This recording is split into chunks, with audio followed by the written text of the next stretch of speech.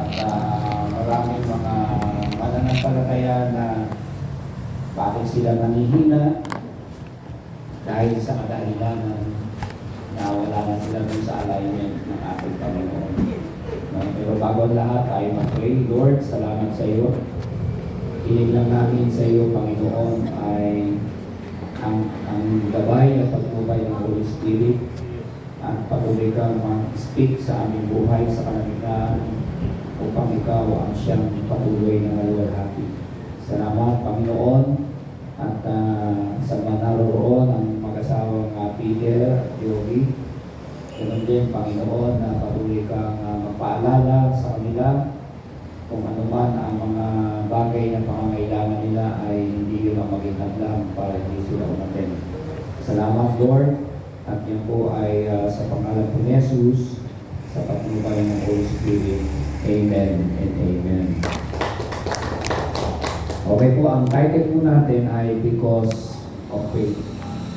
Dahil sa pananampalataya. Makita natin siya sa Hebrews 11, verse 1 and 3. Now faith is confidence in what we hope for and assurance about what we do not see. This is what the ancient were commended for. By faith, we understand that the universe was formed at God's command, so that what is seen was not made out of what was visible. Pagpalain ng ating Panginoon ang kanyang mga salita. So dito po ay sa buhay po natin, tinuturuan tayo ng ating Panginoon paano po tayo mananampalataya at paano tayo lalakad sa kalooban ng ating Panginoon. So sa panahon ngayon ay kaya maraming tao ngayon ang pagod, anxious, pressure, hindi dahil mahirap ang buhay.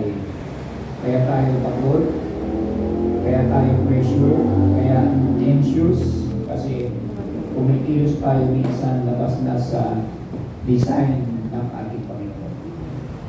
At yun po yung kalilitan na nangyayari sa buhay ng ibang mga mananampalataya. Usually, kapag may kilala tayong nakakaranas ng pagod, nakakaranas ng anxious or temptation, ay kailangan niyang maintindihan at maunawaan na yung alignment ng Panginoon ay dapat nandun siya sa loob. Hindi pwedeng lalabas ka sa alignment ng Panginoon kasi pag yung alignment ng Lord ay hindi natin sinusunod, ay mararamdaman po natin na nakakapagod, mga pagsubok, mga problema, at marami kang mga iniisip at mga gusto mong gawin, naiinip ka na dahil gusto mo na matupad yung lahat ng mga dinedesire ng puso mo. Subalit, mangyayari lamang ang lahat ng ito kung dahil sa pananampalataya, marunong tayong maghintay.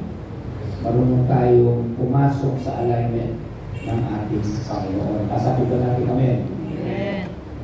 So yun po ay, sabi nga, now faith is confidence in what we hope for and assurance. Ang pananampalataya raw ay nagbibigay ng kumpiyansa at nagbibigay ng pag-asa at katiyakan sa mga bagay na hindi natin nakikita.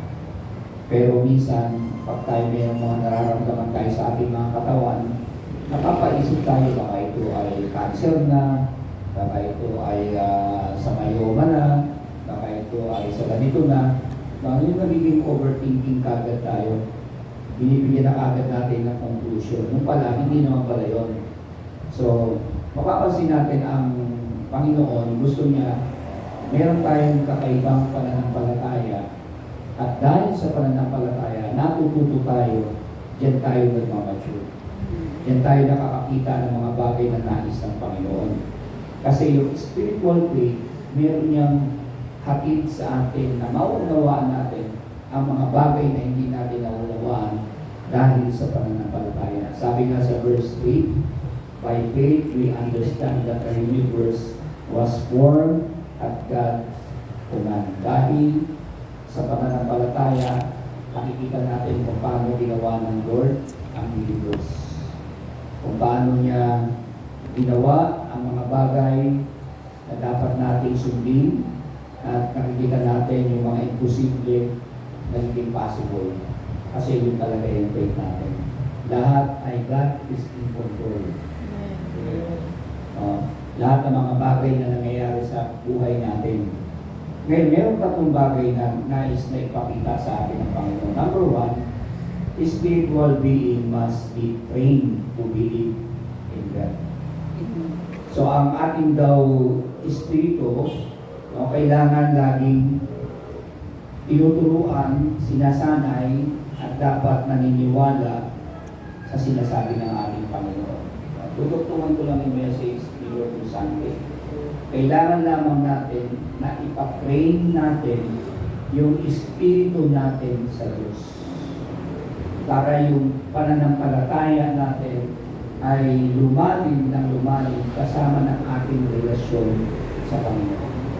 Kung ang mga kasama mo sa buhay mo ay talagang hindi na makabayro ng faith mo, baka hindi ka rin na gising at hindi ka aware, pwede kang mahawa, pwede kang madamay doon sa kanilang pagiging maligalig, pwede kang madamay sa kanila na kawalan ng pananampalataya. Kailangan nakakuwadya ka sa iyong pag-iisip, nababantayan mo yung isipan mo. So ang susi nito ay walang iba, isubmit natin yung espiritu ng pagkatao natin sa pananampalataya natin. Masabi ba natin amen?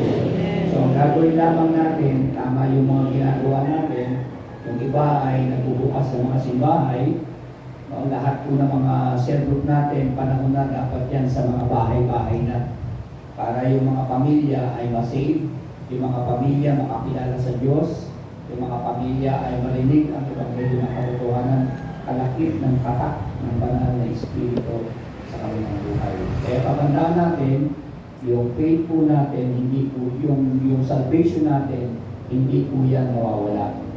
Kung bubuksan nyo ang Ephesians 1:13, iyan po ay sulat na lang, matapos natin marinig ang katotohanan, ang kaligtasan, kalakip noon yung tatak ng Holy Spirit ay nasa iyo na.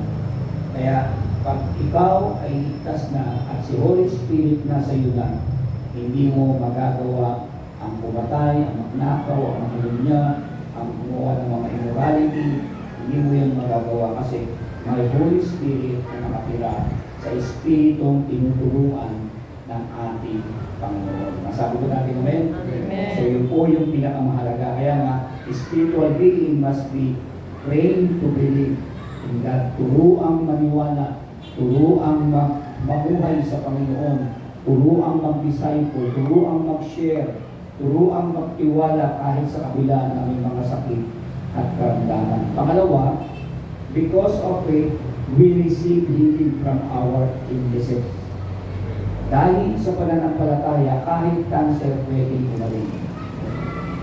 Dahil sa pananampalataya, lahat ng karamdaman na mabibigat na meron sa atin na hindi na kaya ng doktor, pwedeng pagalingin ng Panginoon. Kahit meron kang enlargement sa puso mo, kayang pagalingin ng Panginoon. Dahil sa pananampalataya, dapat tanggapin natin na tayo ay pinagaling ng ating Panginoon. Masabi ba natin amen? Amen. So yun po ang mahalaga kasi pag sa isip natin, nabuo sa isip natin na ang Diyos ay nagpapagaling at may inutos ang Holy Spirit sa atin na maniwala ka gawin mo. Wala yung iniwan sa isang babaeng 12 taon ng dinudugo. So sa dami ng tao na pasok sa isipan niya, kasi yung babaeng dinudugo, sa kultura ng mga Israelita, madumi. Hindi ka pwedeng makisalamuha sa mga tao. Kasi yung sakit mo ay nakakadiri, nakakahawa, at nagkakalat ka ng virus. Ganun po ang pananaw ng mga tao sa panahon ng kultura nila. Kaya yung babae ay kahit ganun yung kalagayan niya, alam naman niya yung kalagayan niya, pinilit niya na mahipo ang laylayan ni Jesus because of faith.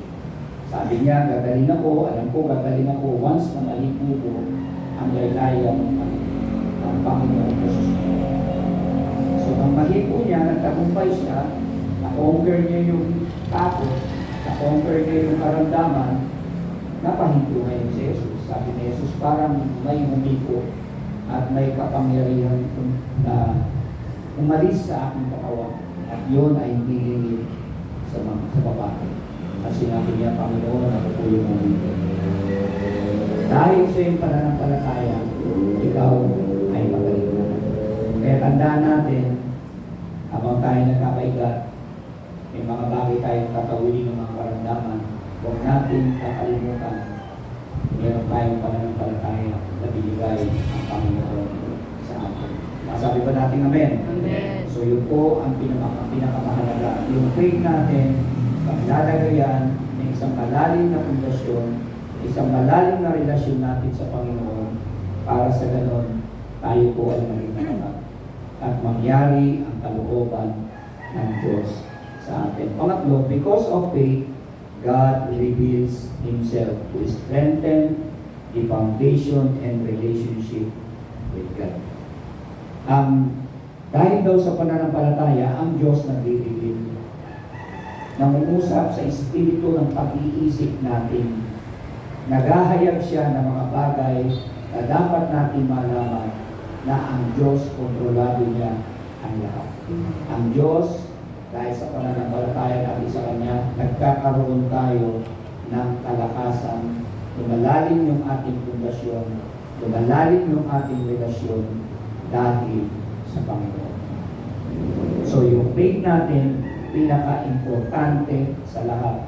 Hindi ito dapat mawala.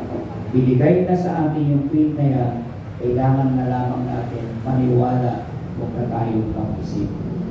We have faith if we trust that what we expect will happen and believe in things we do not see, such as things that are impossible become possible. Tandaan natin, mas masarap itong challenge.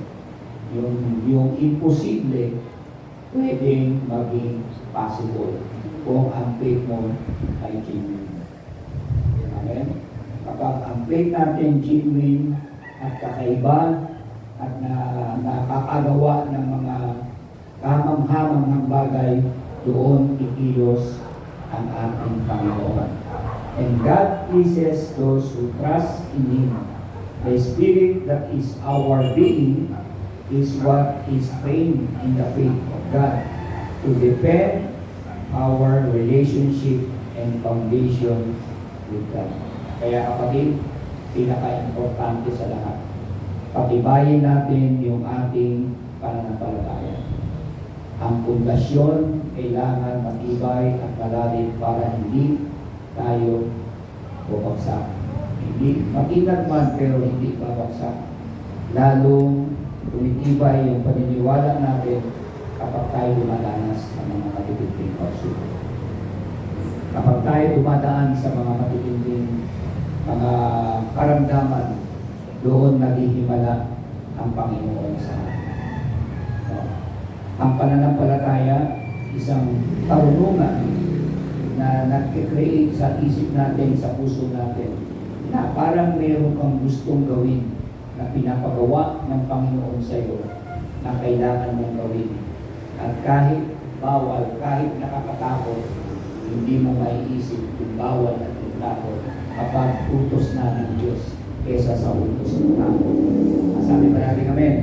So malinaw na ang imposible pwedeng maging possible sa spiritual, sa kagalingan ng ating karamdaman, sa mga problema, sa lahat ng bagay, kailangan natin maniwala kasama natin ang Diyos sa lahat ng ating gagawin. Sabi ng Hebrews 11 verse 6, and without faith, it is impossible to please God. Because anyone who comes to Him must believe that He exists and that He rewards those who earnestly seek Him. Dapat ang may pananampalataya dapat maniwala na mayroong Diyos. Sa pamamagitan ng imposibleng bagay na naniwala tayo, nagiging possible siya at doon tayo tumatanggap ng reward sa Panginoon. Dahil sa faith, sa tiyaga, sa sigasig, at sa paghahanap ng kanyang revelation, every morning, doon tayo nakaka-receive ng mga nire-reveal ng Panginoon para tayo ay mayroong word ng God sa buong maghapon. Amen? Sa buong maghapon, yun po ang pinakamahalaga sa lahat. We believers are trained by the Spirit that when we are reminded. We are taught to believe in God because of faith God pleases us. Because of faith, our relationship and foundation with God depend. Yun ang dahilan para lumalim tayo, para mag-mature tayo. At hindi lamang yun, kundi sa bawat tahanan ay may mga sentro. Tayo kasi may mga anak na tayo. Kailangan yung mga anak natin, tapunan natin ang word ng God. Huwag na hindi natin tatapunan ang word ng God. At ang Diyos ay kikilos at mangungusap sa mga yan, sa mga panginalan. Lalo-lalo na yung mga neighbor natin, yung mga kakilala natin, na maabot sila ng mga salita ng ating Panginoon para maranasan nila ang word ng God. Tayo bilang mga mananampalataya sa Panginoon, tayo po mga kumikilala na sa kapangyarihan ng banal na Espiritu. Kailangan lamang natin gawin ay wala nang iba kundi yung faith natin, hindi yan dapat manatiling mababa. Dapat nag-level up yun. Dapat nag-level up yun. Dapat meron tayong pinakikinggang Holy Spirit buong ngayon ang ating pananampalataya. Pag araw-araw nag-pray ka, araw-araw nag-pray ka, hindi magiging kumpleto ang araw mo. Kahit nakahiga ka at tamad kang bumangon, nandoon ang pangungusap ng Holy Spirit. May inuutos, may pinapagawa, at gustong makipag-usap sa atin ng Panginoon. Kaya kailangan ang Spirit natin ay sanay turuan dahil sa pananampalataya natin sa Diyos. Masabi ba natin amen? So lahat ng problema, hindi yan ang basihan. Yan ay challenge natin para yung faith natin ay mag-increase. At magamit tayo ng Panginoon sa nais niya para maabot natin yung dapat natin. Tandaan, kung tayo ay mainip, gusto natin pumanik, mag-level up, nagmamadali tayo, tandaan, hindi tayo nakararumpay. Kailangan timing tayo sa align ng Panginoon. Kasi kaya yung iba napapagod, nagkakaroon ng anxious sa buhay nila kasi wala na sila sa alignment ng Panginoon. Hindi naman yun ang utos ng Panginoon. Ang ginagawa nila, yung mga bagay na gusto nila. Tignan niyo yung ibon. Yung ibon, sinilang yan. Kaya pag silang yan, pinakawalan mo yan, makakalipat yan. Kasi yun ang design ng Lord sa kanya. Tayo, ang design ng Lord sa atin, paligid natin yung faith natin. Ang design ng Lord sa atin, maging malalim tayo sa pananampalataya, mag-level up tayo, maglingkod tayo sa Panginoon, hanapin natin yung mga taong dapat natin makala sa Panginoon. Kaya kung ibipilit natin sa sarili natin, katulad ng ibon, lilipad tayo, hindi tayo pipili. Kasi hindi lang ginawa sa iyo ng Panginoon. Ang ibon, ginawa yan, andyan ang design. Kaya pag yan ay nagkaroon na ng balahibo, may pakpak ng bahagya, pag pinakawala mo yan, lilipat yan. Tayo, pag ay lumalaki tayo, ilika tayo ng Panginoon, meron tayong design ng Lord. Yung design na yun, yun ang dapat natin gamitin. Huwag tayong aalis sa align ng Panginoon. Masabi ba natin amen? Amen. No? Tayo po'y manalangin. Lord, maraming salamat sa inyong message. Tulungan mo kami, Panginoon, na ilagay mo kami sa tamang pananampalataya. Yung meron kaming alignment sa iyo, Lord. At yung spirit ng pagkatao namin, natuturuan, nagkakaroon ng pagpapakumbaba, nagkakaroon ng bunga ng maraming mga leaders. At nagkakaroon kami ng kagalingan sa aming mga katawan, sa aming mga karamdaman. Kaya sa gabi ito, banal na espiritu, mula kay Sister Mel, kay Bibien, kay Sister Marilet, kay Sister Liway, pero din Panginoon, sa buhay ni Sister Medi, kay Lake, Father God, kay Mariel, i-bless mo yung mga kananayan nila. Tulungan mo at pagpalain sila. Pag malungkot, ang Holy Spirit ang magbigay ng kaaliwan. I-release mo yung blessing at mag-miracle ka sa mga buhay nila. Lalo na kapag pinatong nila ang kamay nila sa mga taong ipinapanalangin nila, bababa ang kapangyarihan mo sa mga taong nakakakarap nila. Sa buhay ni Brother Rudy, ni Brother Edward, ni Abel, Panginoon, ni Brother Robert, i-bless mo sila. At yung faith na meron sila, lalo pang mag-increase, lalo pang maghimala, at lalo pang kumilos ayon sa iyong ibig, Father God. Punuan mo sila ng banal na Espiritu. Panginoon, patuloy kang mangusap sa buhay ni Peter, sa buhay ni Joby, na kung wala silang budget, Father God, punuan mo sila at pagpalaan sila. At ikaw patuloy na tumugon sa kanilang pangangailangan. Lord, ang paghahanda wala sa pera, nasa puso, Panginoon. Kaya Lord, meron o wala, matuto silang lumapit sa ulit ng Panginoon upang magkaroon sila ng mga pangangailangan ay matutunan. Kaya salamat ng marami, Lord, kami nananalig na lahat kami, Panginoon, magkakaisa. Lahat kami ay magkakaroon ng mga tahanan na may mga sentro, Lord God. At ikaw ang patuloy na kikilos, mangunguna, Lord God. Pag isa pagtulog namin, gusto namin, Lord, kasama si Holy Spirit sa mga panaginip na makalangit. Salamat, Lord, sa maiksing message pero powerful. At ikaw ang siyang kikilos nito, Panginoon. Balutin mo kami ng iyong dugong banal at mangyari ang inyong ibig at ang inyong kalooban. Salamat sa iyo, Panginoon. Sa pangalan ni Jesus, sa patnubay ng Holy Spirit. Amen. And amen. Palapakan natin sila.